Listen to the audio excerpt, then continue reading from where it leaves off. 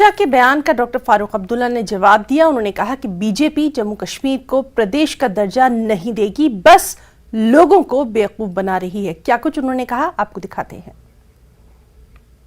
ऐसे कह रहे हैं, हमें पता है इनकी नीयत क्या है। मैं जानता हूं इनकी नीयत क्या है। मैं समझता हूं इनको स्टेटहुड देना नहीं होगा। ये ट्रंकेटेड स्टेटहुड देंगे इलेक्शन के बाद। इनकी मंशा यही होगा। ये हमें बेवकूफ़ समझते हैं। हम बेवकूफ़ नहीं हैं, हम अक्लमंद हैं। हम जानते हैं इनका इरादा क्या है।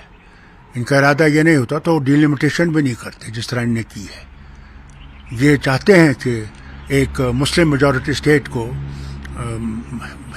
मुस्लिम मेजॉरिटी स्टेट से निकाला जाए और हिंदू मेजॉरिटी स्टेट बनाई जाए। इसमें कोई शक नहीं है हमें, मगर ये कामयाब नहीं होंगे उसमें।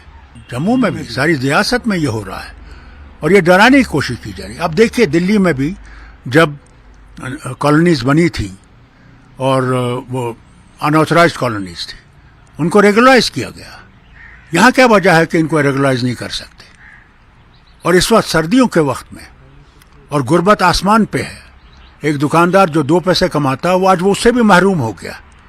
आप नौकरी नहीं दे रहे हैं, आप लोगों की बेहतरी नहीं कर रहे हैं, लोगों को बर्बादी की तरफ ले जा रहे हैं। इनको ये रोकना चाहिए। मुझे बहुत अफसोस है, सख्त अफसोस है कि दिल जीतने के बजाय दिलों को और दुख दिया जा रहा है, उनको और धक्का मारा जा रहा है। मैं ज़रूर अपील करूंगा वज़ीर आज़म से कि जहां वो कहते थे कि हमने लोगों के दिल जीतने हैं, तो इस तरह से लोगों के दिल जीते नहीं जा सकते। और बीजेपी के सीनियर लीडर कविंद्र गुप्ता ने डॉक्टर फारूक अब्दुल्ला के दिए गए बयान पर पलटवार किया। ये कहना कि स्टेटहुड अभी वापस मिलने वाली नहीं है। कल ही गृह मंत्री जी ने इस चीज़ को क्लियर किया है कि जब तक लॉ एंड ऑर्डर यहाँ पर ठीक नहीं हो जाता तब तक स्टेटहुड नहीं होगी। स्टेटहुड मिलेगी आफ्टर इलेक्शन।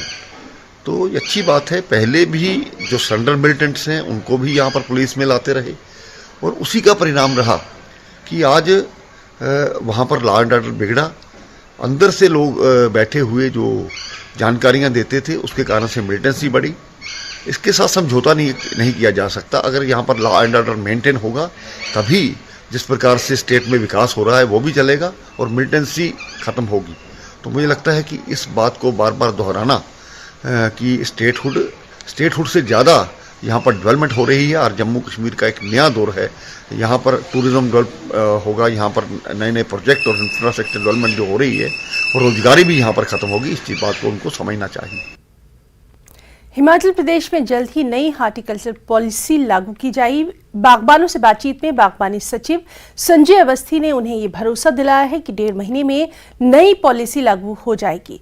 नई पॉलिसी में बागबानों की फसल के दाम तय करने को लेकर गाइडलाइंस होंगी, जिसे लेकर बागबानी मंत्री आज विभाग के अधिकारियों के साथ बैठक करेंगे और बागबानों से चर्चा भी करेंगे।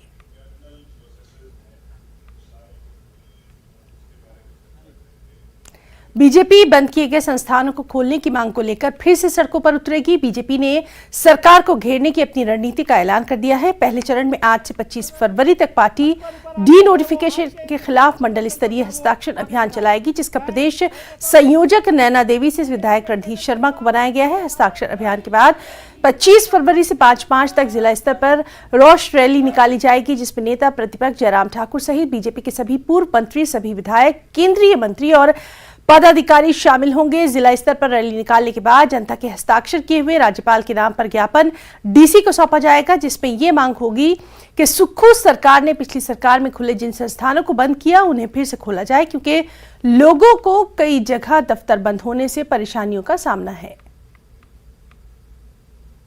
भारतीय जनता पार्टी जो है जहाँ जहाँ पर भी कार्यालय बंद हुए हैं वहाँ पर जाकर जो है हस्ताक्षर अभियान छेड़ेगी और सरकार के विरुद्ध जो है वहाँ पर रोष प्रदर्शन करेगी। जिला स्तरीय रोष प्रदर्शन होंगे और मंडल वाइज जो है जहाँ जहाँ कार्यालय बंद हुए हैं वहाँ पर जाकर लोगों को इसके बारे में बताया जाएगा और उनसे हस्ताक्षर अभियान में उनको भागीदार बनाया जाएगा। और उसके बाद जो है वो एक मेमोरेंडम के रूप में जो है माननीय राज्यपाल महोदय को जो है प्रदेश नेतृत्व के नेतृत्व में जो है इस हस्ताक्षर अभियान को समाप्त किया